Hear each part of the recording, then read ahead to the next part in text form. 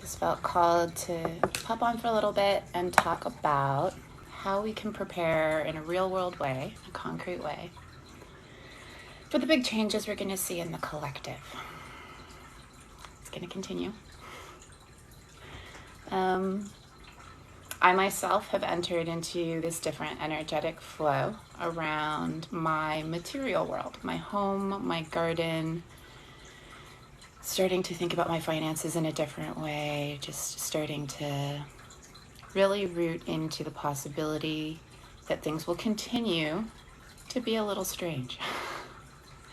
They're actually going to get a lot more strange. And here on this TikTok account, we've been talking the last few months about these 4 months from September to December, what Spirit has been calling the sacred road. And that we are now in. We're starting to get a little bit of the flavor of it. We're in those early waters where things are not clear yet what it's going to look like, but we are feeling ourselves in preparation. We're watching the world around us get, in some ways, a lot more serious. And that is a part of a global energy, certainly. But the way that the United States influences global energetics right now is disproportionate. It's not as intense as it was a decade ago. But we, in this country, in the United States, and those economies that are really tightly tied into ours, we're going to start to see a lot more instability in our material worlds than we are used to. And that can be frightening to think about at first. It can make us uneasy. The uncharted waters quality of it continues to deepen, doesn't it? But I'm hoping that through preparing, through acknowledging that reality is simply what it is, that we can actually move through these changes and periods of instability with a good amount of grace, even a little bit of ease possibly, and hopefully plenty of joy. And I think the real fear comes into the place of, what if we're not ready? What if we don't know what to do? What if we can't get the things that we need?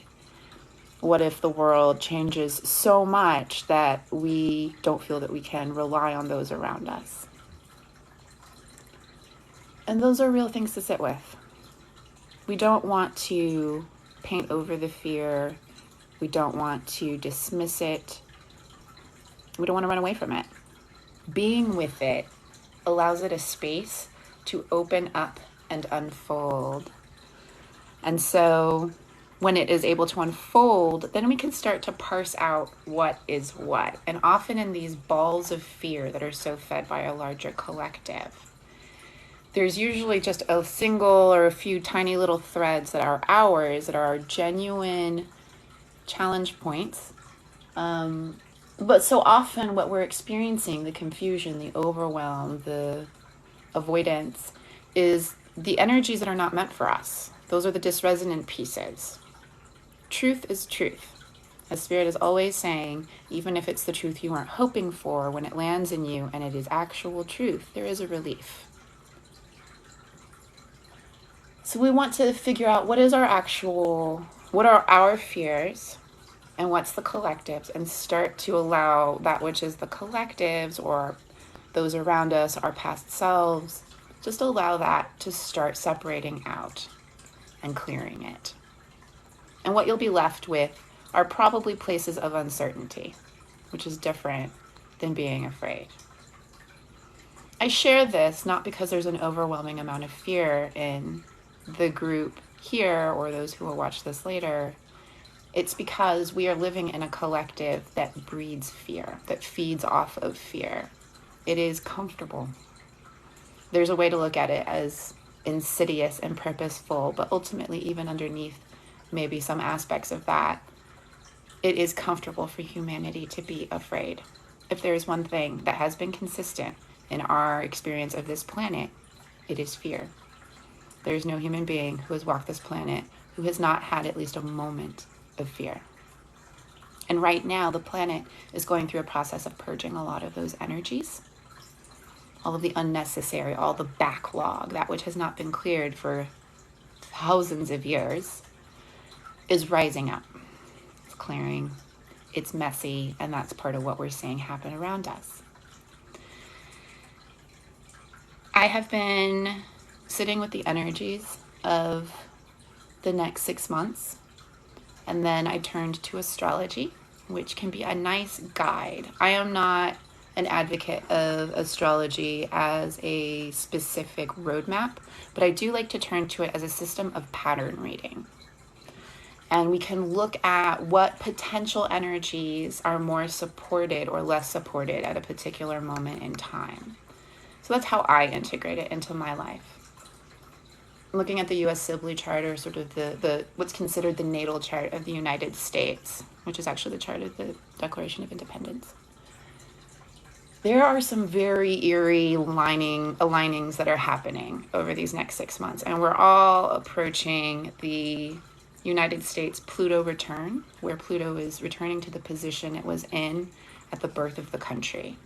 So when we have any sort of return, like Saturn return is something many of us are familiar with. When we have any sort of return, there's an opportunity to revisit lessons and energies that were present at that previous point.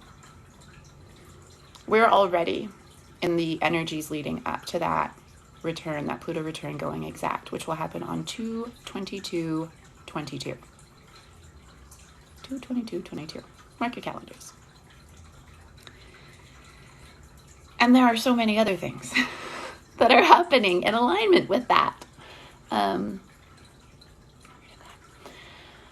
So know that. Know that it's not just that things are crazy and COVID is happening. There is this tectonic, deep, foundational rumbling that has been growing for a long time. Pluto has a loop around the sun that's like, I think, 238 years, something like that. It's over 200 years. So, knowing that the United States is going through a process that is separate from COVID. I mean, COVID is a symptom, the way we're handling it here. The elections, all of these things we're seeing in our political landscape, our socioeconomic landscape, these are tied to a deeper movement of energies. And it's like a tidal wave. There's nothing we can do to stop it. And it serves a purpose. But the thing with Pluto is that Pluto changes tend to be permanent. And that can be a double-edged sword.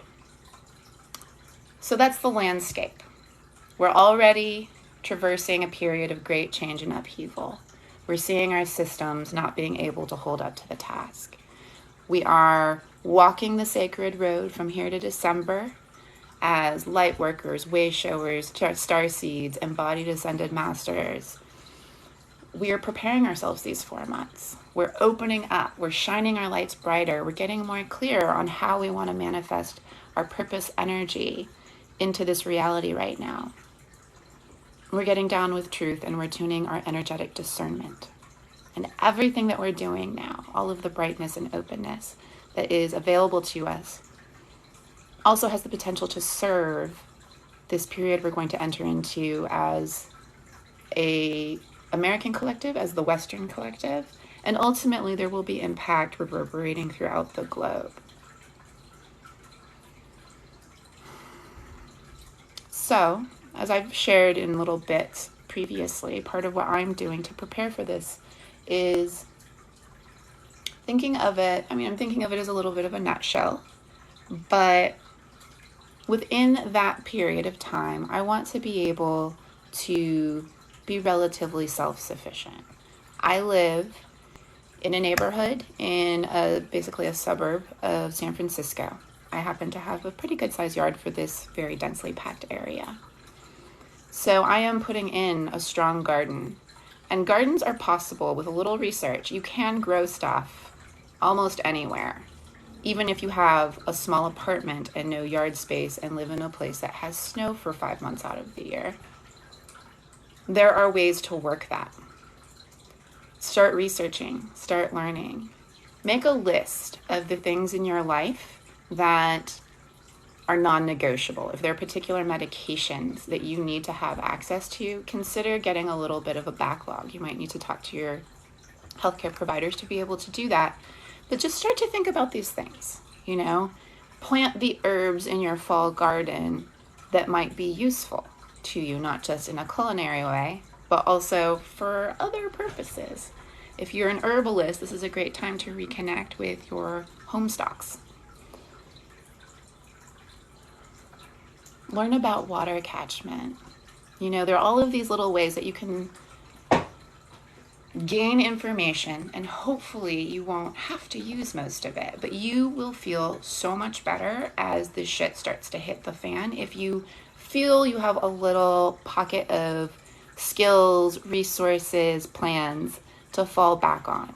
Most important, above all else, I mean, like, it's so important to do all of these little things for ourselves, but just as important, if not more so, is to connect with those around you. If you don't know your neighbors, get to know them now. You will need each other more and more. Many of us during lockdown got to see firsthand how important those connections really are. And those are juicy relationships some of us continue to tend. I really encourage you to get to know the people in your local community, get to know the farmers, talk to the people at the farmers market. If you're not signed up for a produce box like a CSA, that's another great option. If you are not going to grow a garden, get signed up for a CSA now, because you might remember, some of you, that when lockdown really hit originally and people weren't leaving their homes and they couldn't get access to a lot of things in stores, CSAs blew up and you had to get on a wait list in many places. Start that now. It's wonderful for your community and your body anyway. I'm also starting to shift some of my financial thinking into a more material form. I think in the United States, we have gotten into this culture where money is this nebulous bunch of bits and bytes floating off in the internet. It's good to have something solid. And I don't just mean precious metals. I'm not saying you need to go out and stock up on gold, though that's a great option if you have the resource to do that. Stock up on seeds, high quality, organic, heirloom seeds. That is such a wonderful way to not only feed yourself, but they become very valuable in points of barter in long periods. There are going to be a lot of interruptions in the supply chain. Right now, there are a lot of interruptions in the supply chain, but we're keeping it kind of quiet. The way the news handles it is very understated. It's actually much more inconvenient than a lot of people are realizing. There's a lot of coverage of like the car computer chip shortage, but there are so many other things that are connected to that. Sometimes it's poor planning, like with the car chips. Sometimes it's an actual issue with being able to ship a particular metal from one country to another. Now, that's going to become more complicated as our global community gets more tense. Climate is also going to become an increasing wild card. We are used to being able to ship things and to travel across space whenever we feel like it, in a variety of modes. That's not always going to be an option. It will come in and out. As I've said before, COVID has offered us an opportunity to start attuning to a different way of being. It sort of has smacked us across the face and caused a lot of people to pause and look at where are the places of stability and instability within their life structures. To me, that is one of its greatest purposes on this planet. Not to necessarily just be its own thing. It is its own thing. It offered a portal for a lot of people to leave the planet. Continues to do so. It's clarifying. Stirs the pot. But possibly more so is training us for what is to come. It has been known for decades that climate change is going to bring an increase in infectious disease. While COVID was raging last summer, some of you may have missed the story that there were mosquito-borne illnesses ravaging parts of the Midwest where previously there might have been just isolated 1 or 2 cases, just like flared up. You know, mosquitoes are a difficult thing to manage as a vector of disease, and we're not used to that in the United States. Those are the kinds of things that are going to become more normal. You know, imagine having to figure out new ways of clothing yourself or moving between spaces. That's going to impact the way you're able to move money around or groceries. Everyone is going to have their own way of doing this. We're all coming from different communities. We have different resources that are available to us. At the bare minimum, I would recommend educating yourself on what it is to grow food in your area. Get to know your hardiness zone. If you don't know what a hardiness zone is, I recommend looking that up and starting there. Different areas grow different foods. They have different seasons and different diseases to work with that are the challenge there. Knowing those sorts of things, knowing what kind of soil you have in your yard, they will make a big difference. At that point where suddenly you look around, you're like, maybe I should plant that garden. You won't be starting off from square one. Involving children is also going to be important in these sort of processes.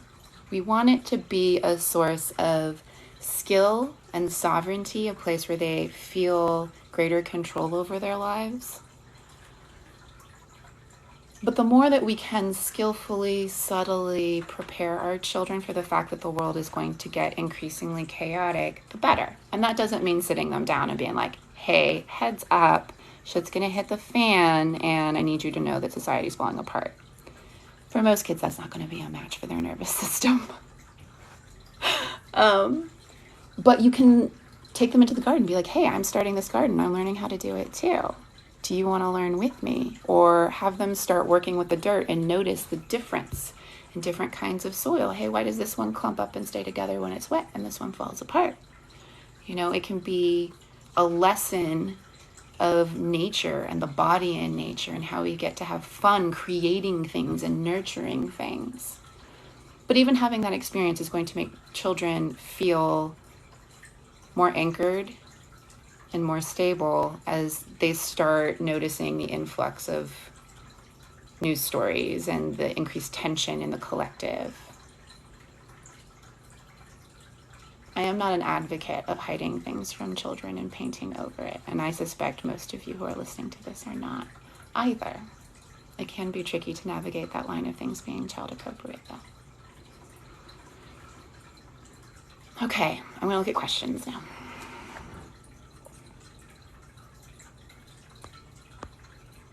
Aloha.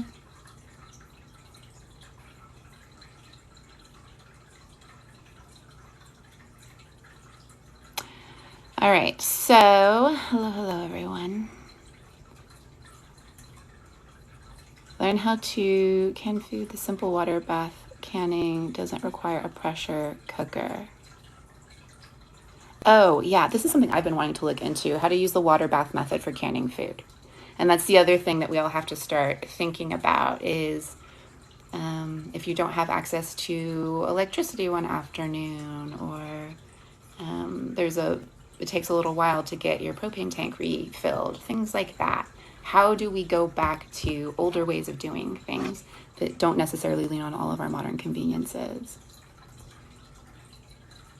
Foraging. Yes, thank you, Amber. Oh, I love foraging. And it's something that can be really fun to learn about. I enjoy just like looking through local foraging books and just noticing as I'm walking and involving those in the conversations with my son as we're hiking about. But people relied on nature all of history until relatively recently. We can do that again. And there are some places that are just bursting with food. If you live in many places in California, you will find lots of different kinds of food, you know, in your yard very easily. Okay, so we have here also Compost piles is a great time to start thinking about where you might want your compost pile to be. It's a good way to manage waste too if our trash pickup and such get slowed down. Kitchen scraps, also discarded cardboard and old paper, are great for garden beds. Yes, I really like, there are a lot of different names for it. Sheet mulching is one where you start your garden bed really quick and dirty. Some people don't even clear the grass. I like to clear the grass, but you just put down layers of cardboard and then you put your dirt down. You start there. It can be really fast instead of trying to dig things out. You do have to manage the weeds a little bit and put a border up, but then you are using up your waste. You're creating this really nutrient-rich space. A lot of people who have not tended their soil, or the soil has gone untended for decades, you may need to work with it a little bit to get it balanced and revitalized. And I live in a place, for example, where there's a lot of heavy clay. So that has required a lot of work over the years to work with part of the garden, so I can have plants that aren't necessarily happy with heavy clay. But there are plenty of things that you can plant in any form of soil, which is part of why it's so important to educate yourself on your local environment. Oh, I've been hoping you wouldn't say these things, but I felt it coming. I know. I've felt actually a little hesitant in sharing because it can be a little triggering, and I have no desire to spark fear in anyone in any way. But we feel it coming. We all know on some level that this is happening. This is part of why we're here, right? This is part of why we were born into the American collective, or as English speakers tied to it in one way or another. We came for its death and its eventual rebirth. And some of you will actually stay in the country for your whole life, for most of your life, and do that deep work. Some of us are here anchoring light until it is time for us to move somewhere else. But healers are location specific, as one of my teachers recently said to me. We have a place where the people are that are meant to be your people, and we will be called there more and more clearly. And so many of you are already uncomfortable in the place you are because you're being called to where you're supposed to plug in and amplify. Cookie, thanks for the gifts, y'all. Do you know or have a feeling of a timeline? So timeline-wise, here's what I have. We have about not quite 3 weeks before some sort of eruption happens. Whether we'll be aware of it or not is an interesting question. This is something that is more and more a factor in our reality, where there's so many struggles with the transfer of information and trusting it.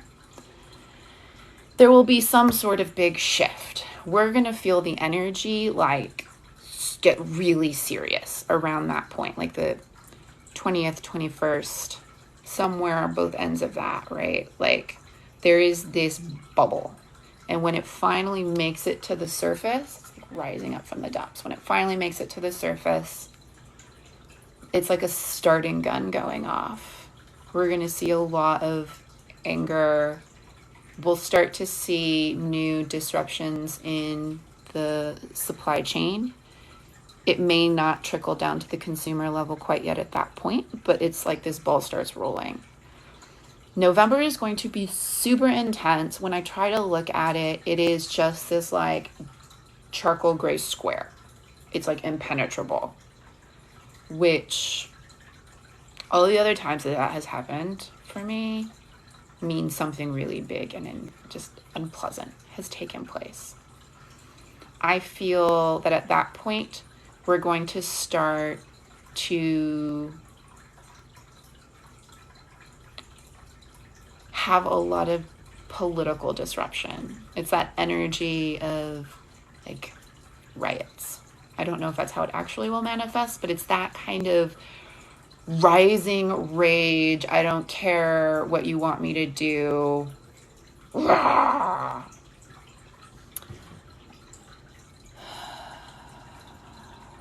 The December solstice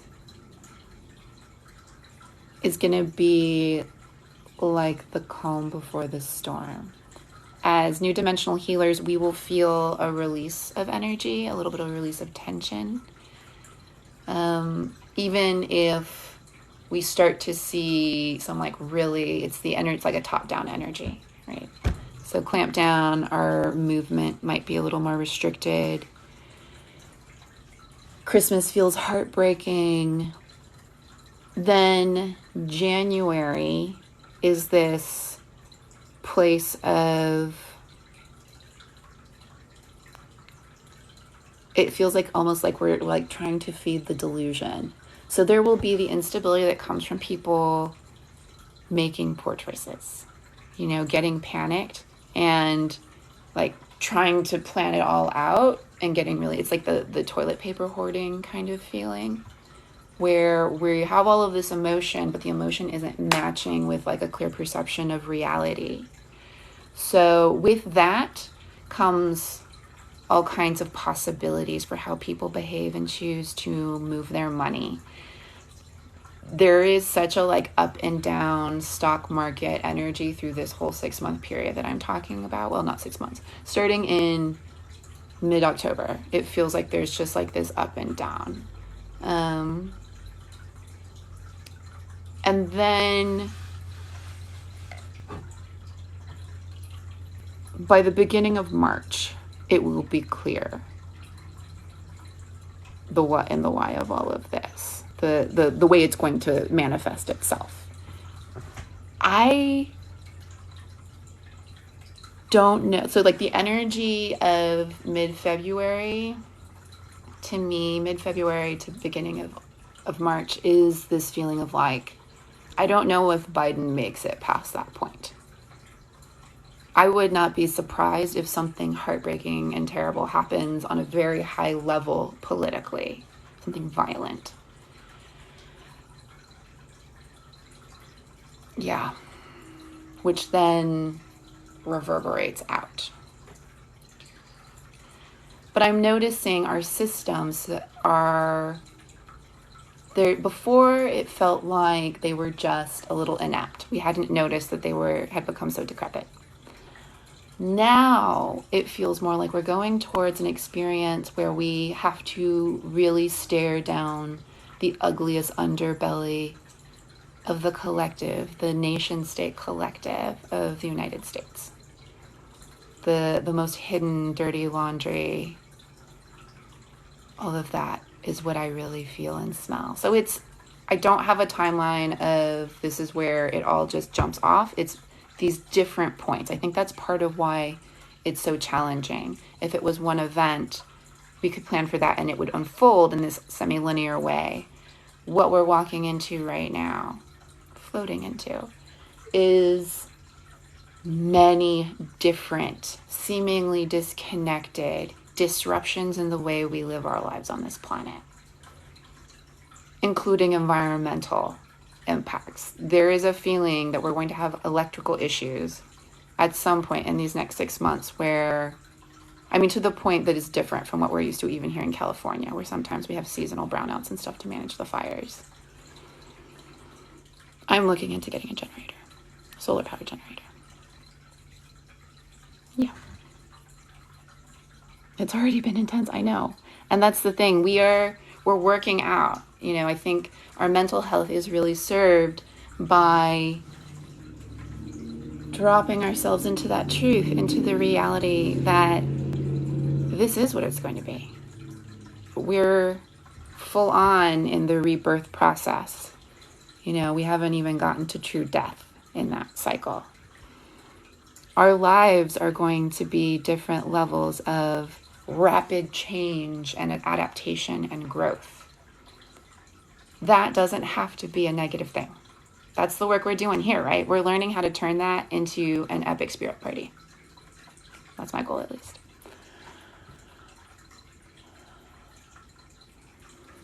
Yeah, okay, I think I want to go to this next one. Maybe stock up on bags of good dirt if your yard's dirt isn't great. That's a great suggestion. Yeah.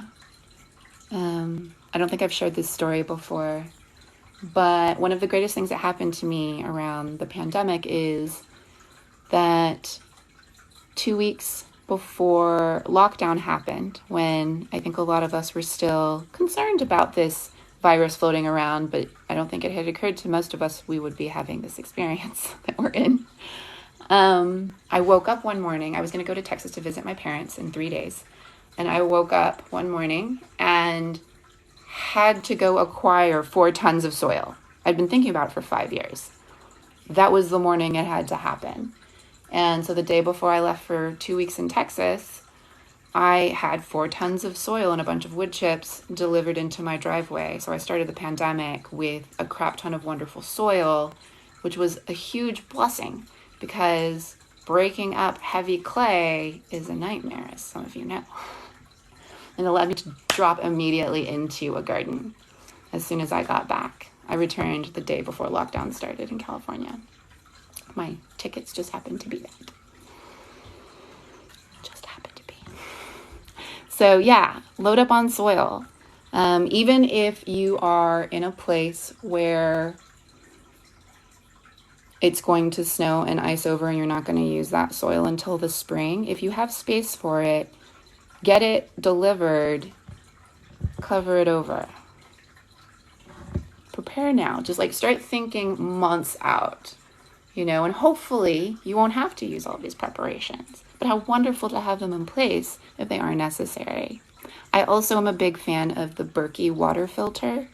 Not only do I think we should all be really mindful of our water, especially having filters that remove, what is it called?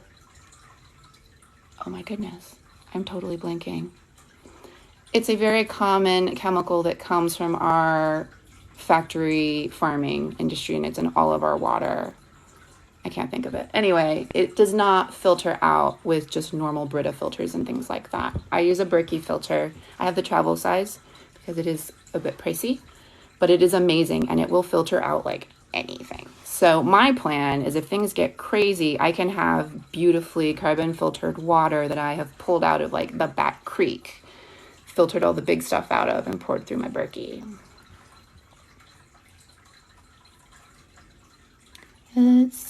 Do I fear civil war? I don't fear it. I do anticipate it on some level. But I think what war looks like now is different than how we're used to thinking of it. It will not be a civil war of tanks and planes. I mean, we're already in a philosophical, intellectual civil war. It is disgusting, the mind games that are being played on both sides. People are desperate to be right instead of being healthy or connected or functional. And that's where things start. So there are many forms that could take. I'm hoping that it's an easy form, like Texas decides to secede from the Union, as so many people there have been dying to do my entire life, probably since we rejoined the Union, or since we joined the Union in the late 1800s. I say we have been out of Texas for a long time, but I guess can't take the Texas out of the girl. So yeah, it may be a civil war that is fought mainly in a political form. Fingers crossed. We are going to see more violence.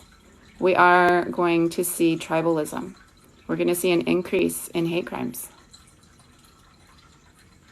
Yeah. But if we can hold the light that these are energies that were already there, festering under the surface, and if this is the way they have to leave, this is how they have to leave, I think it'll be a lot easier for us to hold that happening around us and for us to make good choices for ourselves and our families.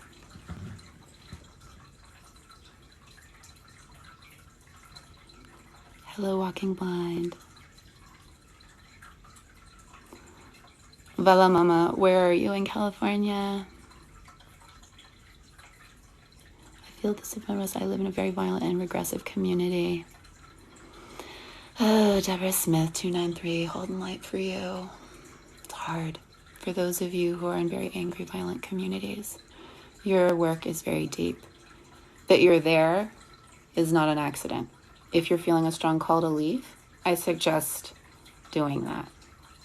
Call that in, call the solutions in if it doesn't feel like you can figure out how to make it happen. But if it feels right for you to be there right now, it means you're there anchoring a particular light. So thank you so much for those of you who are doing that work.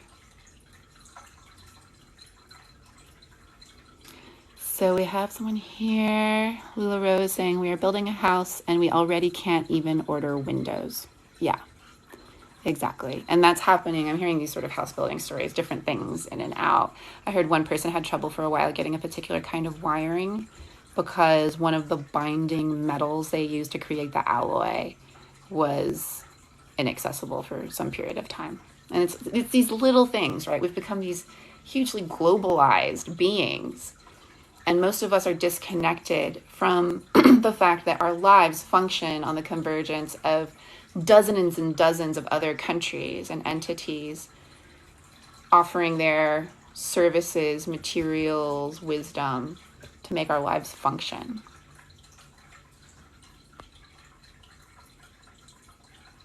Yes, hoarding soil and mulch. Yes, let us gather, but let us not hoard. Hoarding does not help us. And that's the thing, right? Part of getting to know the people around you, if all of us are doing that, there's less of an anxiety of I must hoard, right? We are meant to be caught by community. That's how we're built. It's built into all of us. We all also, somewhere inside of us, sometimes hidden under piles of trauma, we all have the urge on some level to be supportive to others when we can, to different degrees. And that deeply baked programming is part of what is going to allow us to flourish. It's about to be winter here for the next 7 months. Ooh, little row. I encourage people to also explore indoor grow lights. You can get them really affordably now, and you can get them for all different sizes of spaces. And there are very energy efficient ones. And it's nice. Not only, I mean, for people who are in places with a long winter, it can be nice to have a full spectrum grow light and just like be with the full light for mental health. But having those plants growing in your space will change the energy of your space, will change your experience of the outside world, and will help to create a little bit of an energetic buffer. And with the right setup, you can grow pretty much anything indoors. I mean, with the right setup, you can grow anything indoors, is how I would put it. The place there's a lot of YouTube videos and articles around how to do efficient indoor gardening, either in soil or hydroponically. And there are really wonderful resources in the cannabis growing community around that. Because a lot of those people, especially in places where it has been illegal for an extended period of time, they have had to figure out these different ways to kind of MacGyver it and be low energy use, and how to maximize the space, and how to deal with infection and pests inside and all of that.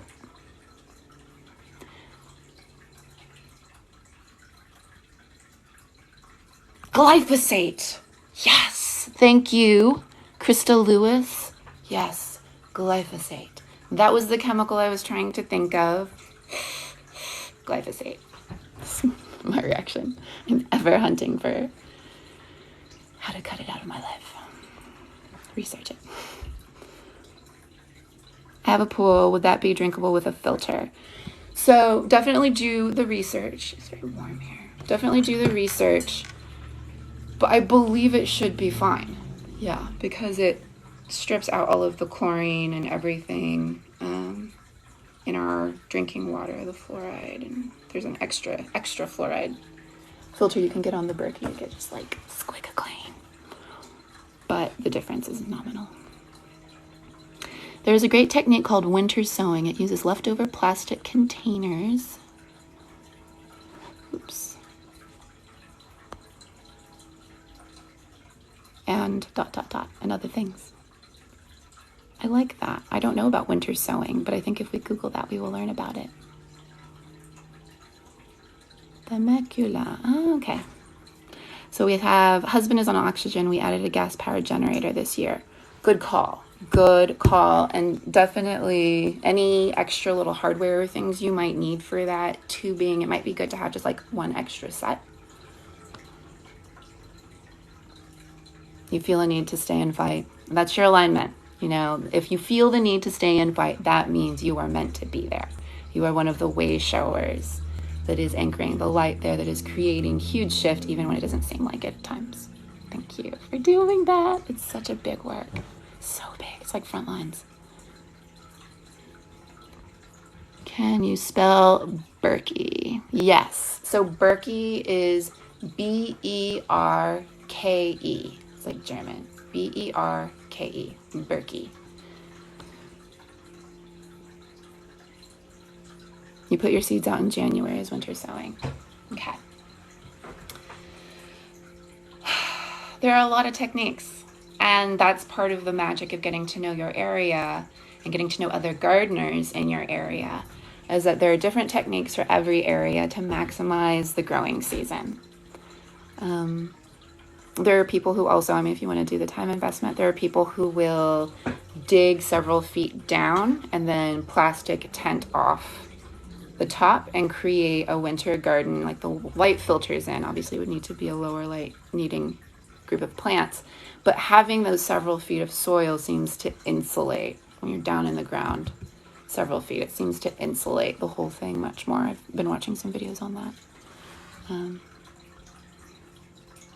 All right. Other questions, thoughts, shares? Thanks for all the love and gratitude and gifts and everything else. It's very appreciated. I really hope that we can move through these next few months and feel stronger and sparklier on the other side, even when things are sad outside. Do you think air travel is going to be greatly impacted? I think at different points it will be. So in these next 6 months, let's focus on that right now. In these next 6 months, it feels like there will be a couple of points where travel is interrupted briefly because of, I want to use the word disruption, some sort of big disruption. And that could be terrorist attack, or that could be giant storms that just sit on top of a location for extended periods of time. You know, like when a single hub, like a major hub gets hit, it impacts the entire system. But it does feel the next 6 months it will be a little more protected than previous. Trains are going to have a harder time. Gas prices are going to get really high at some point here in the next 6 months. Further on the other end of it. So those things are in play. I also feel there is some health piece I can't quite put my finger on. It's not another pandemic agent, but it's something kind of unforeseen, something that kind of comes out of left field. Maybe it's a really wonky variant of the COVID virus. But there's something like that where we have to then negotiate a deeper level of being in our current restrictions and tending to our bodies more deeply. If you're not already actively feeding your immune system, I really recommend that. COVID is only one piece, right? Like we're entering into, in the north, a period where our bodies need more support, our immune systems need more support. And with so much stress happening in the collective, we're quietly, as those who are sensitive, we're quietly more impacted. Our nervous systems and immune systems get more impacted. So it just supports everything to be nourishing your body on all levels, including your immune system. Thank you for your gratitude, Amber. Patty's saying, I think if we can do the prep work, it will help with anxiety.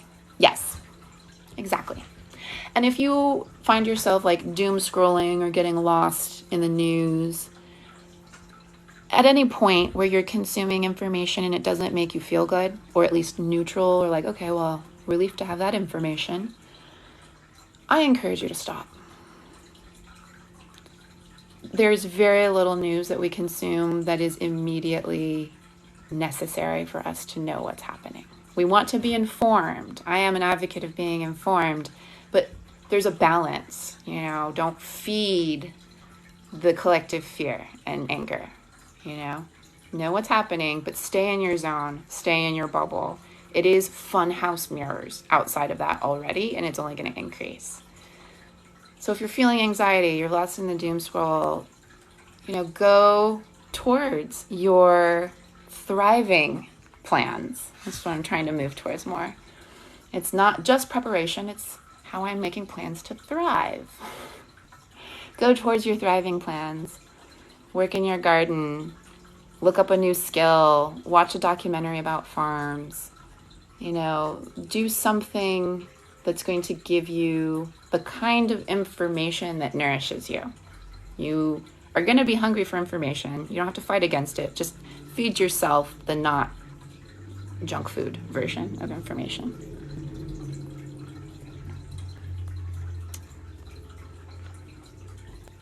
Yeah, and we're all going to feel that anxiety. And it's okay for it to be there. The real trick is to not let it be ours, to confuse it with ours. So keeping our own fields clean, tending the energetic fields day and night. That way you know you're not accumulating a backlog, and it's easier in those moments where you suddenly feel off. You're like, wait, is this mine? Oh, no, it's not. Clear it. We're going to see, some of us are going to see people in our lives kind of go off the deep end a little bit. You know, people are getting really frustrated and exhausted.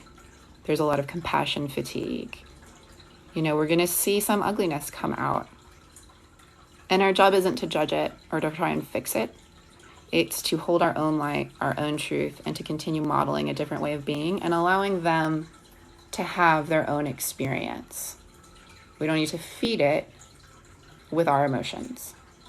I usually now think of all of us having one giant, really bizarre, ever-changing psychedelic experience. That's what humaning is. There's a post on my Patreon about that, actually. And so, holding that metaphor, when somebody is being like a aggressive, racist, hateful person near me, or I'm seeing it out in the world, I like to try and remind myself, they are not aware that they're tripping right now. They are totally losing it and not aware that they're tripping right now. You know, like many of us have had that experience where one way or another, someone just can't hold the reins of their emotions any longer. You know, and that's what's happening when people are being rageful and hateful. There's a big swell of feelings they can't handle and they don't know what to do with. It's trauma vomiting out of all of their pores. So if you can look at them and say, they're having a bad trip right now, instead of, what is wrong with this total asshole? How could they possibly have that idea? We need to silence this person. Like, that's a lot of energy. And you're just feeding into the monster. Just like, we're having a bad trip. That sucks. My garden is awesome. Look at that. Like, just go back. Stay in your lane. Does what's happening now in the U.S. impact your decision to leave the States? No. I mean, yes and no. I have wanted to leave the States since I was 5 years old. So I want to start with that.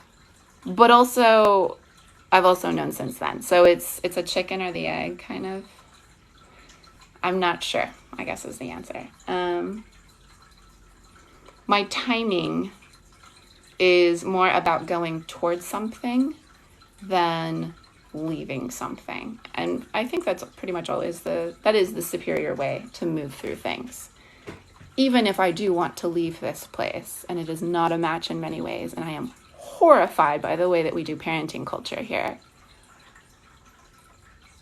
there are wonderful things about it that I will miss.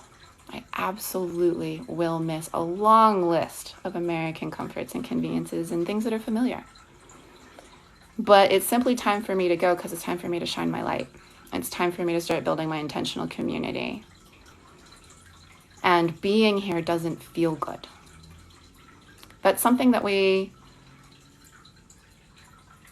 need to all connect with a little more deeply, I think, most of us. That the place where we are, because we are location specific as healers, if you are in a place that is dysresonant, you're never going to be able to branch out and shine and blossom as fully as you could in a place that's more supportive. We are much more impacted by location than the average person. So living here in the East Bay, I am pretty sheltered actually from a lot of the ugliness. If I engage with the news, then I see it more, but I happen to be in this very particular little pocket I've created for myself where there are a lot of like-minded people, and there is a lot of resource that I can turn to, and the seasons really work with you here for gardening.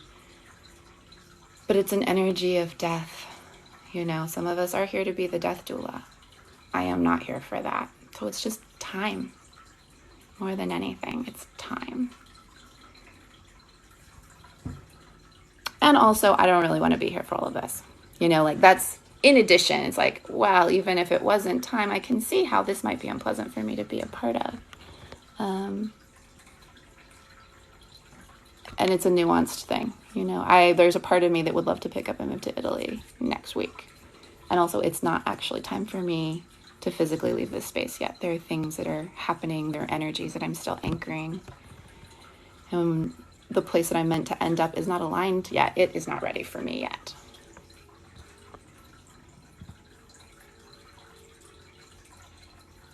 Yes, the fear and conditions you've been sensing aren't yours. And that's one of the biggest gifts we can give ourselves as sensitives and empaths, is to start disavowing, like strong, disavowing the energies that are not ours, which is tricky in the beginning because we're so habituated to absorbing and taking on. You know, many of us have never fully been in our own energy a day in our lives. And when you do finally reach that point, which is very much facilitated and supported by being in the right energetic location, it's a completely different reality. It is the new dimension. It is live. It is happening now. There's so much that is available to us as new dimensional healers that is not available to the rest of the collective.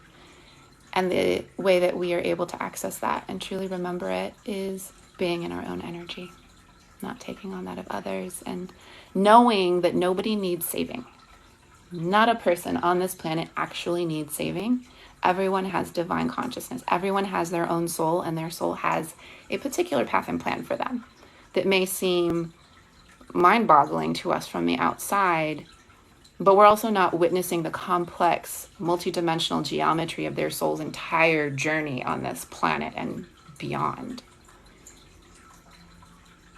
And that's an interesting ethical navigation for those of us who are trained change makers, who have spent time being activists in many parts of our lives. You know, there's a place to navigate this tight road. I see this as really narrow path of holding the neutrality and the trust and the sovereignty of everyone in their soul, and also not being callous or cut off, right? Like, we don't need to lose ourselves in our own privileged buffer. That's not what I'm advocating. But I am advocating we see the sovereignty in every single being on this planet and start to trust into that more, instead of thinking we need to sacrifice ourselves to go save someone who never needed saving in the first place.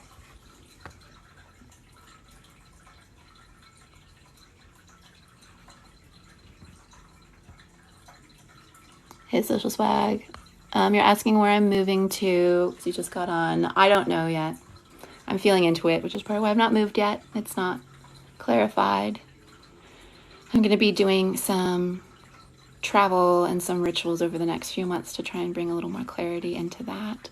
But I may go somewhere more eastern in the United States for a little while, but ultimately I think I'm probably moving to Southern Europe. And that seems to be where the energies are, at least right now. But as the old paradigm shifts, the rest of reality shifts. So who knows what happens in 6 months? I just know that there's been a shift. You know, I was profoundly in love with California, and in many ways still am, for so many years, and then it became not right anymore. And I found myself wanting to push it away or resist it. And I still am in that place when I'm not in my grounded, centered self. But now I'm noticing it's really just an alignment piece, right? That really speaks to the resonance of energies. It was resonant at that previous point in my life. Now it is less resonant. And so it doesn't feel as good. Things that I used to love kind of bug me. You know, there are these little pieces that have just really dramatically shifted, which points to a shift in alignment.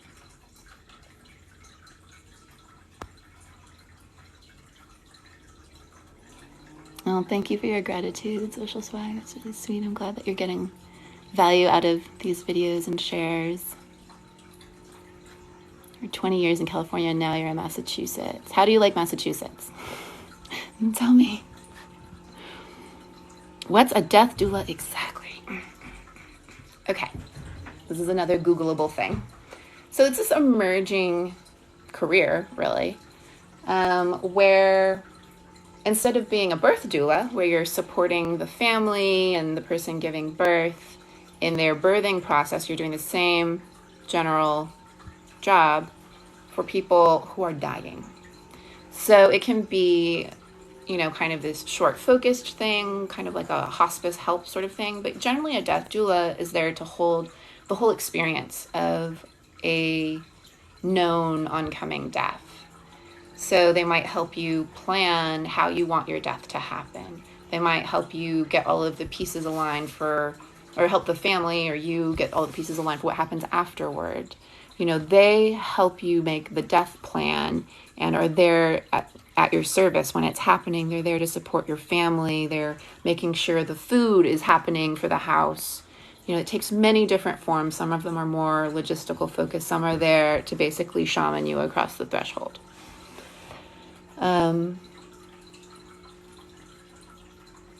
Our culture is in the middle of shifting the way that it works with death, talks about death, hides death. We're starting to bring it out into the open more. We're starting to speak more about wanting to have sovereignty in our deaths in different ways and wanting to shift the way we die in the West. It used to be that people mostly died at home, and then it became that lots of people died at the hospital, which nobody seems to prefer. And so a death doula can help in creating the experience that you really want, to help you figure out what is the experience you really want if you are a person who is knowingly walking towards your death pretty soon. There are certifications, I think, that are available, and there are a lot of people who have trained in non-traditional ways. Maybe they've gone through a shamanic apprenticeship. I know someone who spent several years in an ashram, and from that deep work, that like burning of the soul work, got an interest in becoming a death doula, and I think did some study and research, but mostly it was sort of a learning about death and their own way of thinking of it and practices, channeling through some information. You know, because it's kind of a fresh thing in our culture, it has the ability to be almost anything. It wants to be innovated upon. And it's something that's going to become more and more important in our culture as the years go on, especially as the baby boomers start to more actively transition in big numbers. They are going to be really into death doulas. And death doulas are really nice also for families where the person is younger and there's a lot of like active life to manage. You know, at those phases of life, often we're not as prepared to encounter our death. And so it can be nice to have someone who's an expert to step in and support that in the planning. And then when you're there, you know, have someone to sing you through, to hold your hand, to do energy work, to, you know, support the family in that actual moment of holding the transition. There are a lot of great death doulas on TikTok. I've come across some. They have great videos.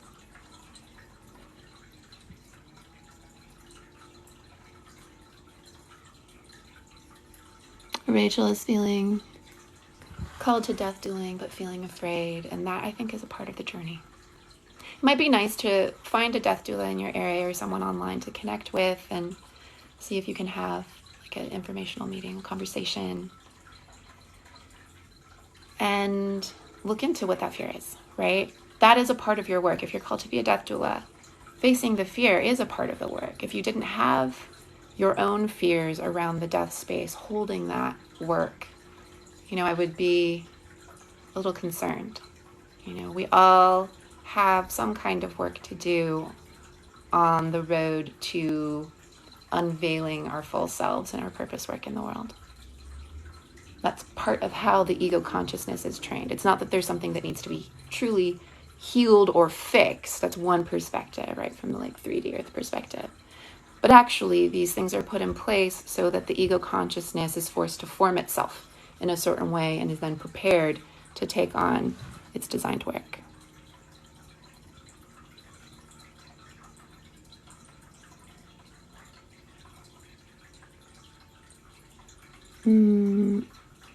Beautiful that you did that for your parents, Vala Mama. I did it for my brother 3 years ago. It's a really deep work, especially when you're doing it for your family. There are some of us that have just sort of this natural setting where what? People are dying around me? I'm suddenly grounded, focused, clear, while everybody else is losing it around you, understandably, naturally. But some of us have that in us, and it's a gift to be shared if we're called. Especially in this culture where we're so death averse and so afraid. We don't even leave the heads on our chickens. Okay. Oh, there's an influx of comments. Hello.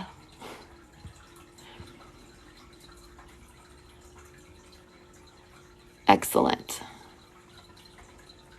Social swag, votes, awesomeness in the seasons of the Northeast. Socially very different from California. Oh, you didn't say socially. I'm assuming you mean socially. Maybe not. What do you think is going to happen in February 2022, and how do energy workers, healers help?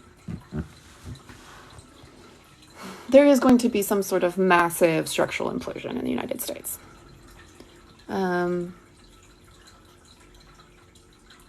One or more of the following could be at play, from my perspective. We lose a president, some sort of massive coup attempt, an attack on the United States, which seems less likely, actually, of all of the things, an enormous collapse of our financial system, and I'm not sure how to word this. The words that are coming through are states getting really rude. That doesn't actually capture it. It's states. Texas is a good example. Let's imagine Texas just straight up crossing its arms and refusing to play with others. What happens in that situation? What happens when an entire state's government decides to go into a state of civil disobedience? Those are the kinds of energies that I feel. But it's happening, so speaking astrologically, I believe it is going to be at 27 degrees of Capricorn. And this is all going down in the United States' second house, which is the house of money and value. That is actual money value and our values. That is going to be a chickens coming home to roost situation. But it doesn't feel... It's just such a yang feeling. So it doesn't feel like it's an earth catastrophe that then sparks something. It's this, we're barely holding it together, and then one big is the energy. So what we can do to help, do your work now. Start now. Ground yourself. Get into the practice of tending your energetic field so you are able to discern when things get really crazy. Work on your discernment practices. get to the place where when February hits and the influx of the collective emotions come in, though you will feel it, you'll be like, all right, that's intense. That's not mine. I'm going to be able to continue walking down the road and not get lost in the fear and anger.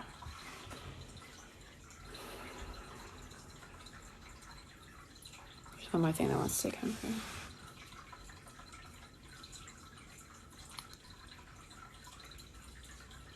Get really clear on what your joy practices are right now. Some of you, it feels like, are in a little bit of a rut. The things that may have brought you joy before aren't nourishing you in the same way. And you also may not necessarily be feeling inspired to go and like problem solve this or find something else to spark the joy in you. But this is a good time to do it as opposed to later, because you're going to want to have that rhythm of nourishment. That's the highest nourishment, joy. You're going to want that rhythm in your life already established when February hits. So those are the biggest things, because once we get there, if you have all of those pieces in place, it will become much easier for you to stay grounded and anchored and to sway with the winds, to be the willow, instead of snapping. A lot of people are going to snap.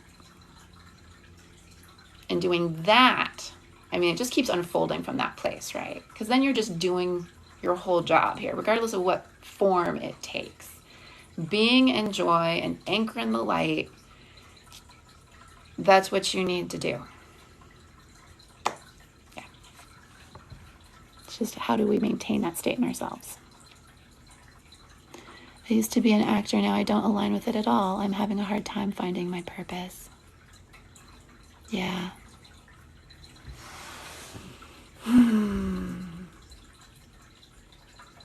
Trying to find it through the back door is what's coming up for you. So going towards joy practices instead of how can I find the thing that's going to be my job or what I'm considering my purpose work, put that aside. Think of it as I want to bring in a new hobby. And it may not be that that particular hobby leads you to the next thing, but there's an energetic unwinding and opening that wants to happen, and that allows you to backdoor into the place that you want to be in for greater clarity. But you're not actually that far off from where you're wanting to end up. It's almost like the answer is too easy, so you don't want to see it or accept it. But it's floating right there in front of you somewhere. So maybe look at the things that like keep bubbling up as curiosities or seem completely unsustainable as a career. Play with that. Think of it as I am backdooring in to greater clarity. That image too, like it's very, I don't know if you're a particularly visual person or if it's an actual like play with the images and metaphors it's meant for you.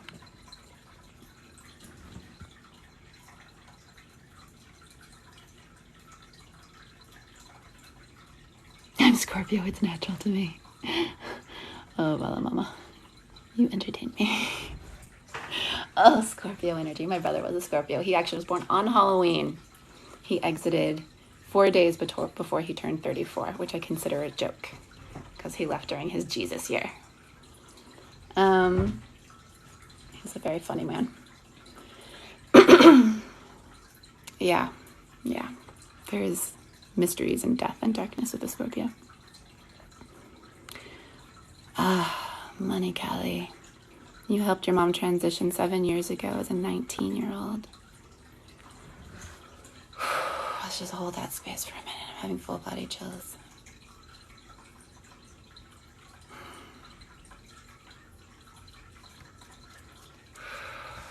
It's really big. About you. What a gift to your mother. I really feel that there's a reciprocity that happened there. Thank you for sharing that with us.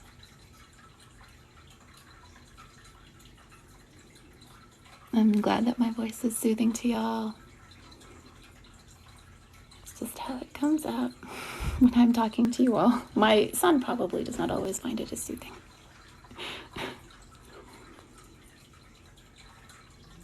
Yeah. Rachel, I hear you. Rachel's saying, my fears are all about helping shepherd my kids through all of this. Exactly. And that's the thing, is that it's such a wonderful truth that what is in alignment for one is in alignment for all. Spirit cannot be in contradiction with itself. So tending yourself and your systems prepares you to better anchor for your children. You know, figuring out the things that your kids need, the things that your kids are going to need is going to help give you a signal to what your needs are going to be, right? Like you'll see, oh, I might need to invest a little more energy in this spot. I'm going to need to also cycle back and make sure I'm replenishing myself equally as much. But our kids are different than we were. They are different than any generation that's ever been born on this planet. You know, like the kids, those who are children right now, let me say, because we have kids of all ages that we parent in this group. But for those of us who have kids that are under 18, but especially those that are 12 and under, the 12 and unders are very different. You know, they came specifically timed to be children during this time, right? Like their schooling, everything is being impacted by the shifts on this planet. They were born onto a planet that already knew it was in deep climate trouble. They are a different breed because they came with a different job than we did. They are preloaded and conscious of themselves on average in a way we mostly were not. The human collective was at a frequency where it wasn't possible. But because of generations and generations of people doing their work and really stepping it up, now the planet is at a frequency where it can hold these beautiful beings. Some people call them crystal children. And there are a lot of names for them. There's subsects that people like to put them into. I call them crystal children just because I like the image of the crystal and purity in that structure. I call them rainbow children, etc. But this batch, they are not meant to be kept in the dark. They're meant to be included. They're meant to learn their problem-solving skills and adaptation now. And if the outside world is looking scary, that is about the story. That's not about the truth of their world, right? It feels like nobody who's listening to this is going to have a child who is directly impacted by, the violence of civil war or something like that. They're going to be a little more buffered, thankfully, and that's on purpose. But that's a physical buffering. They do need to understand what's happening in the world, that they are living in a time where things are changing. They need to become comfortable with paradox, contradiction, and uncertainty. We have been programmed to think uncertainty equals danger. Uncertainty can also mean potential. Uncertainty can mean freedom. It's all a language game in the end, right? Our egos function off of language at this point. We build our realities through language. There are amazing studies showing that it is pretty much impossible for us to truly conceive of a concept if we don't have language around it. If you have never heard the word freedom, how do you have a concept of it if you've been living under somebody's paw the entire time, So if we give them language for things, it becomes easier for them to process it. Hopefully we all have been giving our children a lot of language to talk about their feelings and experiences. If that hasn't been a focus for you, or if that seems like that's something that's been lacking so far in your child's life, please redirect attention to that now. They're going to need to be able to identify how they're feeling and what to do about that. They're going to need to also be able to do that with the feelings of other people. A lot of these kids are empathic. So giving them the language, the tools, letting them know now they are energetic beings, educating them on caring for their energetic hygiene. You teach them to brush their teeth, teach them to ground and clear their energy. Learn it with them. These are the kinds of skills that are going to be really important to our sensitive, open children faring well and thriving through what could look like very frightening times to them. Give them the perspective, the lens to look through that makes them feel empowered instead of disempowered. And that includes all of these things that we talk about around not trying to save people, right? Learning to discern that. And that's a nuanced one, right? It takes many years to get that one. But it starts early in life, the detrimental conditioning. And we all pass on some of it in one way or another inadvertently. That's the human condition.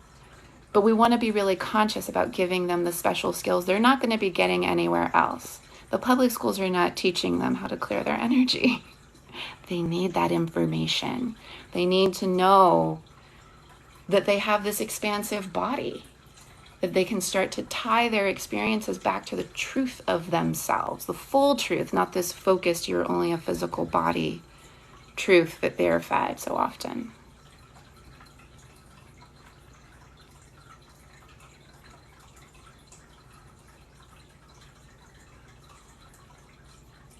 Some of the arrest is connected to maybe mandating the vaccine for kids.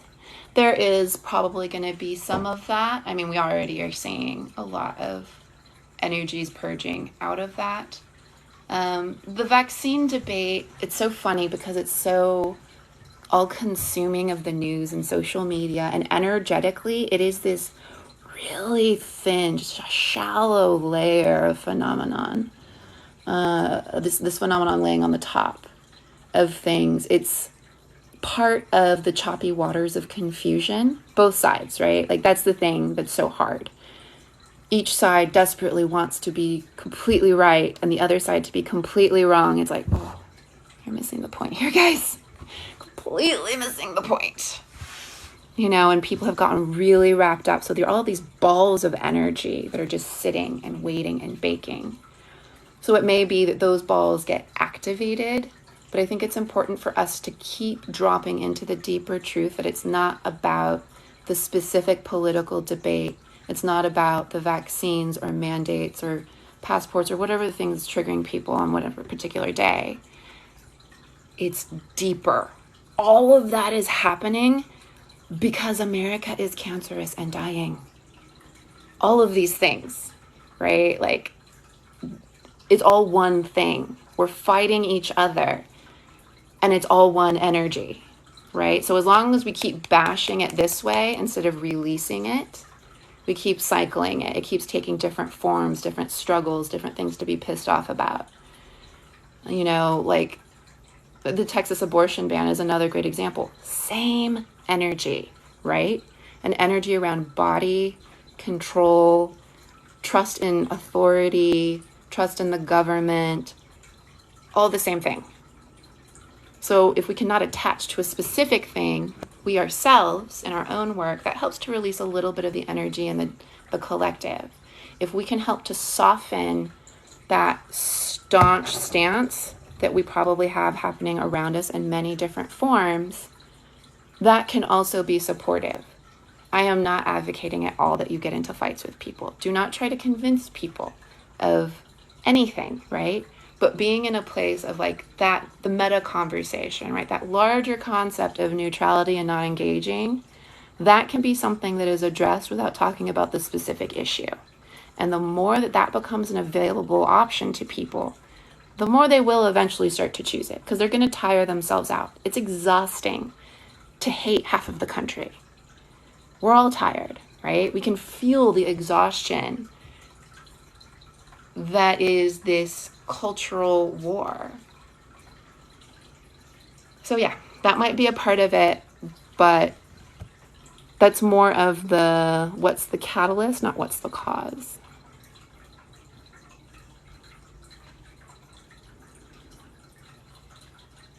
This is my 9-year-old. He's an old soul. I talk to him about things around us and he understands. Yeah, my 9-year-old also. Some of the best spiritual conversations I have is with Emerson, who, by the way, is desperate to come on alive here. I have to talk it through with my parenting partner because of internet stuff, but he really wants to be on here with you guys and for you to ask him questions. Okay, let's see. Uncertainty can equal freedom. I love the way you framed that. Yeah, and those are all of these concepts. All language can have a different meaning, right? Anxiety to the body is the exact same physical experience as excitement. It's the story, it's the language. I was listening to something recently on YouTube. I wish I could remember what it was. But they were talking about how performers often will avoid using the word fear before a performance, stage fright, things like that. Instead, they'll say that they're feeling a big surge.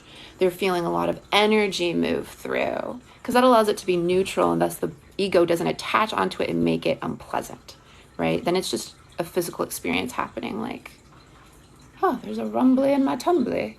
Like, I don't become frightened with that. It's a sensation happening.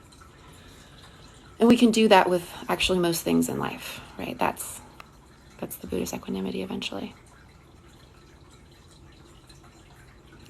Any thoughts on how to reframe shame for this generation of young kiddos?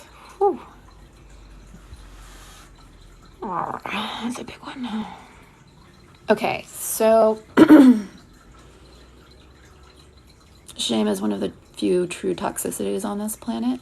Shame and guilt. Those two have no purpose, truly, in the human experience. We have very complex systems to make ourselves think that they do, but they don't. So shame, so anything like this that is just at the root of it is gaping human wounds, which is what shame and guilt come from. I like to address it at the top level first. We use this language of everybody's learning. We're all learning all the time. I like to point out things that I'm still learning, new things I'm taking on to learn. And so when we talk about basically adults being awful, I try to lean into first acknowledging, the reality, but also this person is clearly still learning. They have not figured out how to be with big feelings and not be mean to people. Wow. Or, wow, this person is still learning how to hold their own hurt feelings.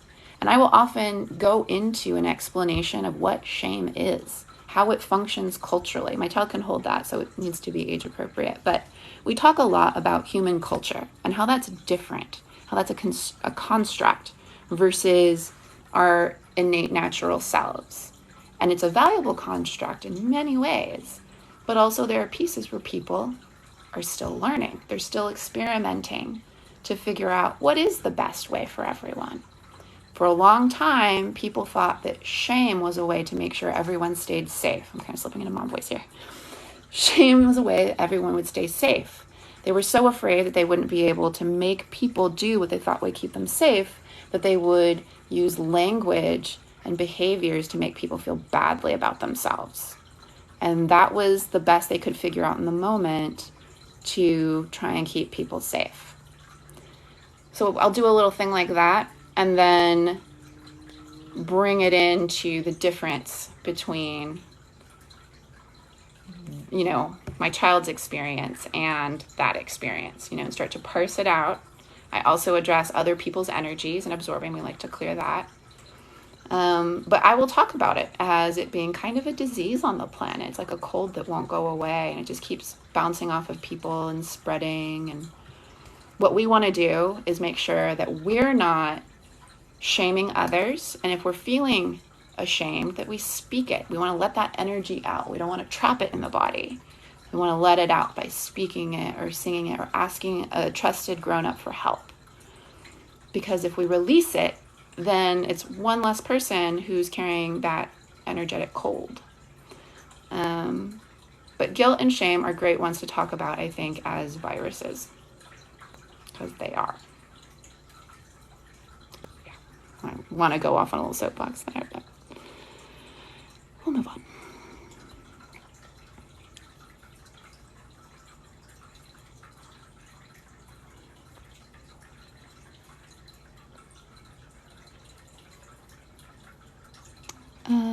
Let's see. I love how you guys are interacting with each other and supporting each other, and it's my dream. Talked about moving money into physical things at the start. Can you explain more, please? Okay. So I'm still trying to figure this out for myself, how I want to do it. But it's sort of looking back to the Depression era, it's looking at what are physical things that have value when a barter system is in place. Money is made up. It's a system we continue to consent to as a collective, but it's 100% made up. And in the United States, our money isn't even tied to gold anymore, which is how it used to be. Like there was as much money as there was gold in the bank. And so it had this solid value. We don't do that anymore. Our money is completely made up. And we just agree to play this game for some reason, which I just don't understand still to this day. So high protein, so foods can be a place of barter. So really long shelf life, high protein things like dried meats are an interesting thing. Gold, precious metals, rare metals. I would not go into gems. It's too wonky and volatile. Seeds, saving up any of the solid commodities, right? Like, not solid, but like physical commodities we're going to need for day-to-day life. Having a back store of some sort of fuel that is safe to store. Those are the kinds of things that will be helpful in the future. Medications of various sorts. There's something else that's trying to come through.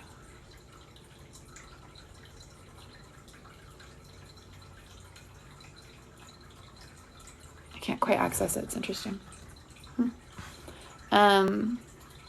But think of it that way. If you were going to live, like, let's make it super extreme. It's not going to be like this, but like, let's say you were going to live like Little House on the Prairie style, you know, like living off the land, raising your food.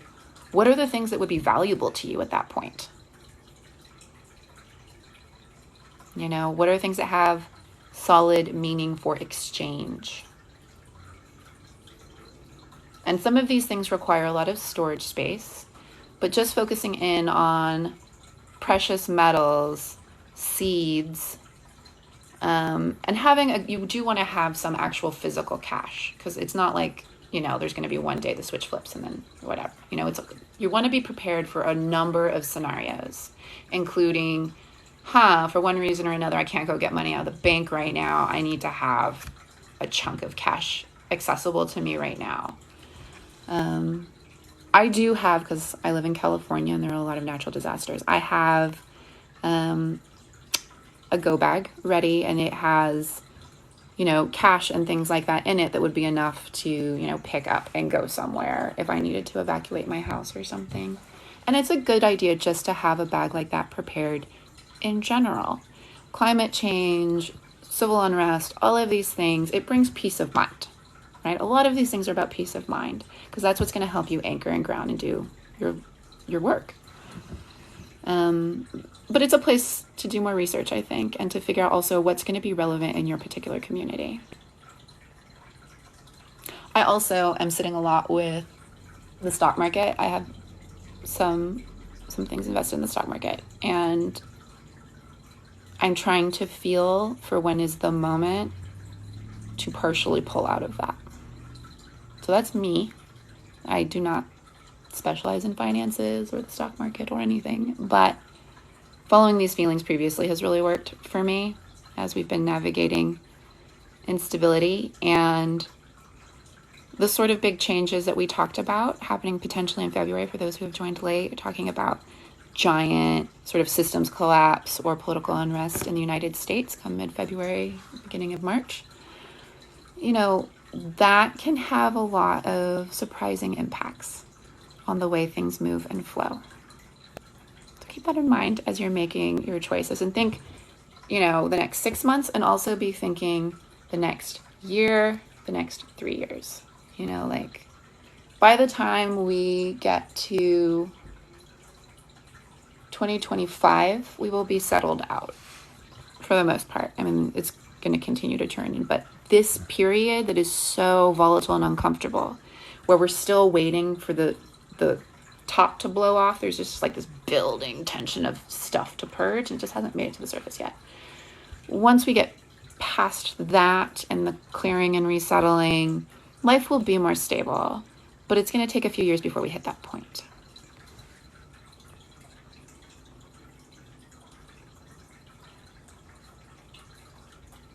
Okay, I'm framing the next few months as the surge.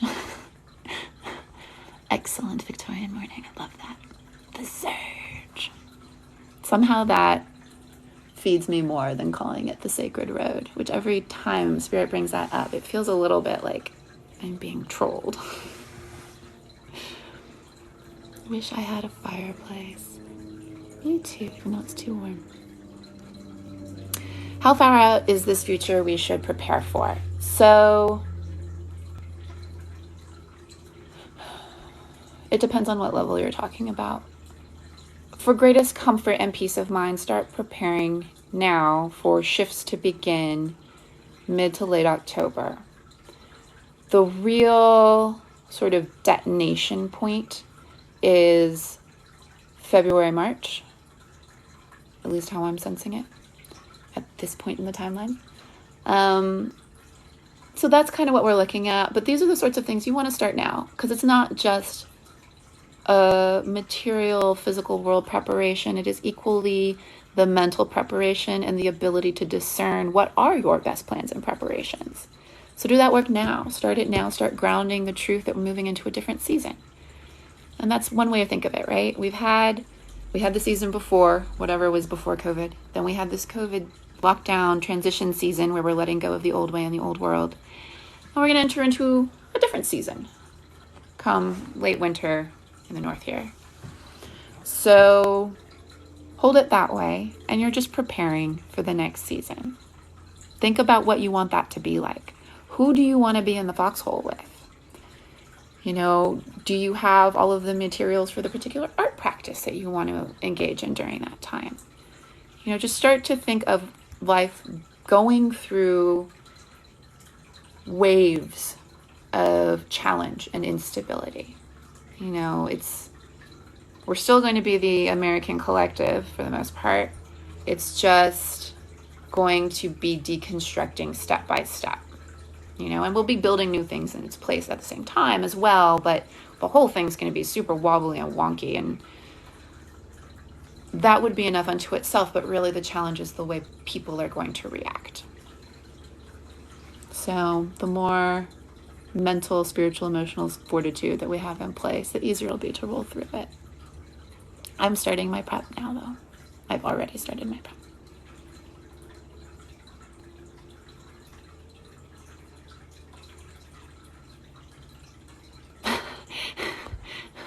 Yeah, we probably don't need to buy millions of dollars in seeds, but a little bit, having a little greenhouse, getting it set up. And there are all kinds of ways to frame this, right? Some people aren't going to receive it well in the lens of disaster is coming, let's get ready. Some people might receive it better as, hey, what do you think of starting a garden together? We could get together every Sunday afternoon and tend it together. You know, like it doesn't, like with working with children. I apply parenting practices with adults all the time, right? We're all traumatized children in this country. So it works. You know, so you, again, backdoor into whatever is the outcome you're hoping for, but there are many different ways to hold the process. I think that is something that probably we can all use with the people in our lives coming up.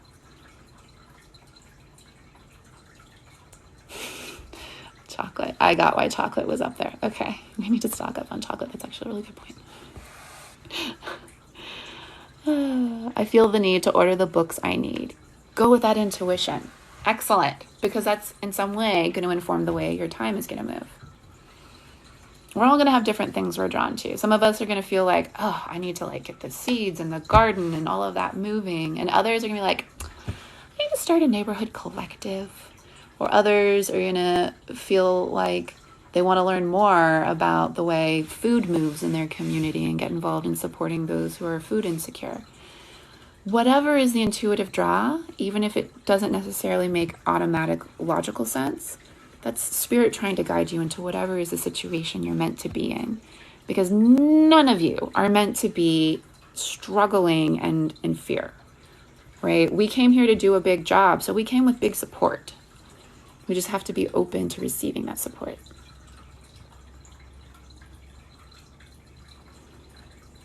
It's interesting. I feel like I've been prepping for this the past few months. You have. That's the thing. Many of us have been and didn't even realize it. You know, the more you are rooted and tuned in, the more easily this all flows out of us, you know?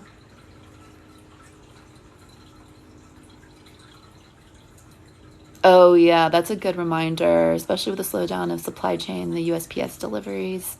We need to prep. I just read about USPS. They're doing this slowing down of deliveries starting, I think, this month through the holidays. But that impacts everything, right? Like they put forward, you should start ordering your presents now for the holidays, but even more so, keep that delay in mind because it's going to impact all levels of industry. Pet food, good idea. We are farmers. I've already been called to move our family up next to the main barns. Fascinating. Why the main barns? Just my own curiosity. Farming. It's so interesting how farming, I think, for a few generations in this country was kind of looked down upon as like, ugh, the past. And now, certainly for millennials, it is one of the hot things to do. We're called back to the land for a reason. And it's interesting to think about the way we've been impacted by the 2008 financial crisis. And many of us were derailed from the traditional capitalist progress path, which for some people meant, I need to come up with a different plan. I'm going to go be a farmer. And these beautiful family farms have been sprouting. And yeah. What was the name of that movie?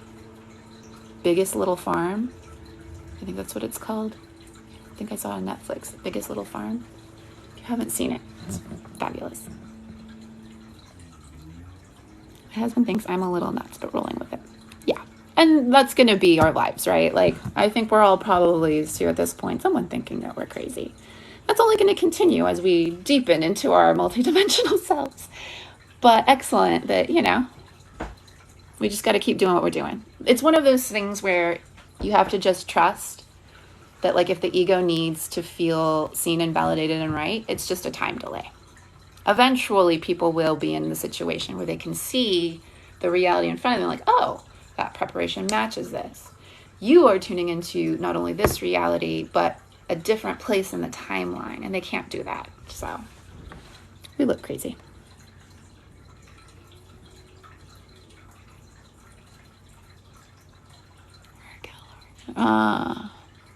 I see. That's a great idea, moving everyone up towards the cattle and the customers stop to pick up hay. Yeah, just bring it all in. Like that. I live in Hawaii, so we already take a big hit because everything is shipped here, so stocking up. Yeah, definitely. And it's interesting too, my understanding is gardening in Hawaii, especially depending on what island you're on, can be a mixed bag. There's some wonderful pieces, and then there's some really difficult pieces with the soil, and I hear there are places that you can't grow lettuce because of the soil bacteria. So having to have everything shipped in is a tricky thing to consider. It's good to start stocking up now. I was speaking to some fellow teachers today about how we're preparing for spring classes, trying to create space for student mental health and uncertainties. Fantastic. I mean, teachers at this point are all, unfortunately, mental health care professionals as well. They are, in many ways, the front line of nervous system tending that kids have. And there are some children where that is the only support that they have. This is another very important frontline starseed, light worker, way shower job. And I'm glad that you guys are thinking of it in that lens, you know, the teacher that I have known for several years that I worked with in starting this co-op forest school during the pandemic, she now works fully from this lens of being trauma informed. That is always the first lens that she is working through with kids.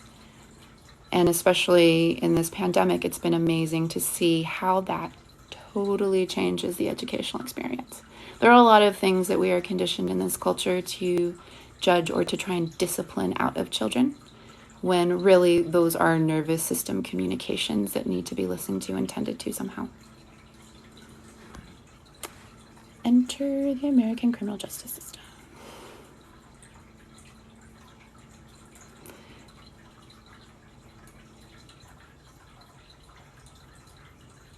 I'm glad you guys are connecting with local farmers. I mean, the farmers in our communities know so much about the land. They know about the seasons. They know about how the seasons have been changing with climate change. They know how to deal with local pests.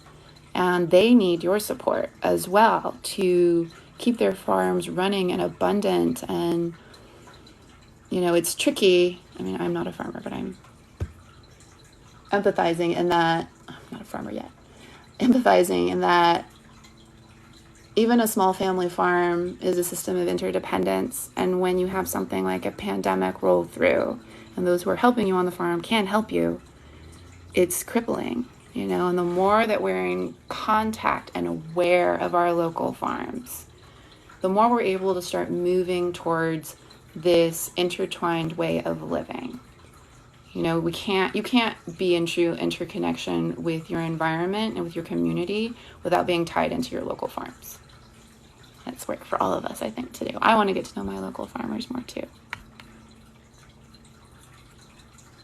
Oh, this is excellent information. Okay, so Lula Rose telling us that the price of fertilizer has already doubled. You just had to purchase it for next year. That is something for us all to keep in mind, okay? So fertilizer being twice as much is a huge deal. Like, that trickles down the pipeline in all kinds of ways. Curious how that will start to impact farming practices over time, because there's probably going to be, that's something I hadn't really thought about actually, that's something that will probably continue to be really impacted, especially like processed fertilizers, things that are rooted in petrochemicals. Those industries and the systems of producing are going to get harder to manage.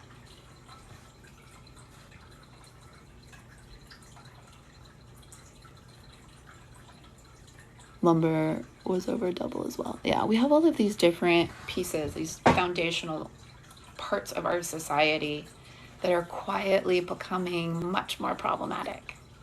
So let's just be aware of that and know that we're watching the symptoms of an illness unfolding. It's happening around us. We know what's happening, and all we need to do is adjust. All of this is just an exercise in becoming more agile. Okay. Thank you so much for the likes and the questions and the love and the gratitude and the reflections and the connecting with each other. And this has been really beautiful. I'm feeling called to go and deepen with the spirits on my own right now. But I'm so glad that I jumped on, and I'm probably going to be in pretty much radio silence over the next few days, certainly over the weekend. I'm going to enter into some deep ritual work for about 48 hours. But I will be holding light and so much cosmic love for all of you and everyone who has been here, everybody who is watching my videos and connecting with each other. I'm going to drop into the deep portal and see what I find there. If I find anything noteworthy or interesting, I will bring it back to us. And we will talk about it here and on Patreon. Speaking of Patreon, if you are feeling called to come and join us there, there are several levels of membership. that are there. You can join for $18, $33, or $54 a month. And there are all kinds of things that come with that. Our first circle of October, our channeling gathering circle on Zoom, where we'll get to actually interact more directly, will be for the Star Garden. It's the inner circle meeting where we'll do really deep work with practitioners, as practitioners, and deepening together. The all community channeling circle is going to be Wednesday, October 20th at 6 p.m. Pacific time. I'm going to be moving through different times over the months to try and create spaces that are inclusive for all different time zones in one way or another. But we're starting this month at 6 p.m. Pacific time. All member circle is October 20th. Star Garden is October 6th. So come and check out at least the free writings that are on Patreon. You can follow the link in my link tree, and I'd love to see you there. And I'll be posting this video once I can get it onto my computer on my Patreon. And that's where I'm going to start posting all of these longer videos. And so come check it out. Love to see you there, and so excited for those who have already joined. Okay, so I'm going to sit here for a moment. If you want to join me to kind of ground and really fully absorb the energies of what we have done here, and sharing about preparing for the big changes and instabilities coming the next 6 months, and really connecting with our own light and groundedness, and feeling each other as we are looped in together as a collective in this now moment, in whatever moment that you're watching this.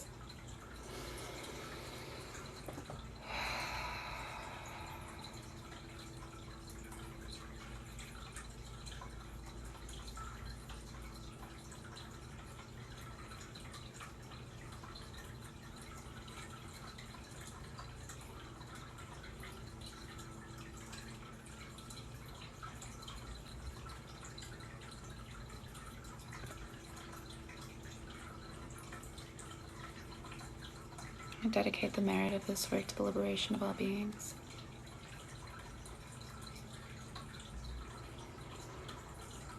All right. I love you all. Have a beautiful evening, a beautiful weekend. See you soon.